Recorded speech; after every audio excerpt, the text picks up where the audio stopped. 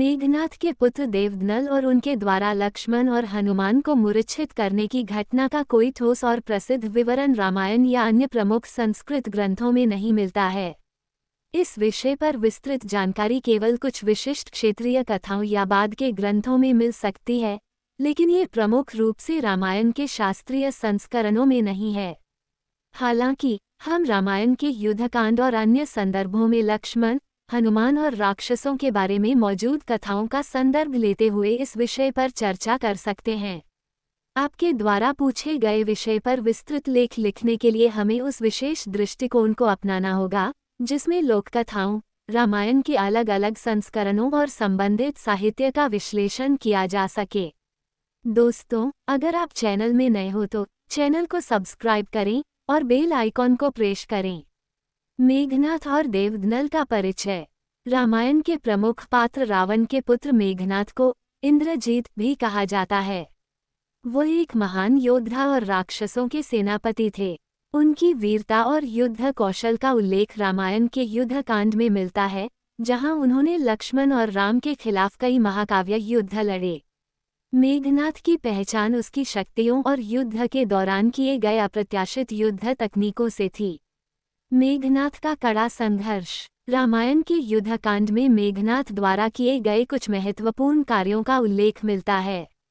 इनमें सबसे प्रसिद्ध घटना तब होती है जब मेघनाथ ने लक्ष्मण को बाणों से घायल करके उन्हें मूर्छित कर दिया था। इसके बाद हनुमान ने हिमालय की पर्वत श्रृंखला से संजीवनी बूटी लेकर लक्ष्मण को जीवनदान दिया। देवदनल का संदर्भ। जहाँ तक देवदनल का सवाल है, उनका उल्लेख रामायण के मुख्य संस्करणों में नहीं मिलता है और न ही उन्हें मेघनाथ के पुत्र के रूप में स्थापित किया गया है। उनके बारे में जानकारी स्थानीय या अन्य धार्मिक साहित्य में मिल सकती है, लेकिन ये कथाएं प्रामाणिक नहीं मानी जाती। लक्ष्मण और हनुमान का मूर्छित होना। रामायण के युद्धकांड में रावण और उसकी सेना के साथ हुए संघर्ष में लक्ष्मण को मूर्छित करने की घटना महत्वपूर्ण है। जब मेघनाथ ने लक्ष्मण को घेर लिया और उनके ऊपर शक्तिशाली बाणों की वर्षा की, तो वह बुरी तरह घायल हो गए और मूर्छित हो गए। इस समय हनुमान ने उन दोनों को बचाने का प्रयास किया। हनुमान ने संजीवनी बूटी की खोज में हिमालय की ओर यात्रा की और वहां से यह बूटी लेकर आए, जिससे लक्ष्मण को फिर से जीवन मिला। इस घटना के दौरान मूर्छित होने का प्रमुख कारण मेघनाथ का शक्तिशाली अस्त्र था। कुछ जगहों पर यह भी कहा गया है कि देवदनल ने अपने अस्त्रों का उपयोग करके लक्ष्मण और हनुमान को मूर्छित किया था, लेकिन यह अधिकतर लोककथाओं में ही पाया जाता है। लोककथाएं और रचनाएं। लोककथाएं और बाद की रचनाएं मेघनाथ और देवदनल के पात्रों को लेकर कई विभिन्न दृष्टिकोण प्रस्तुत करती हैं।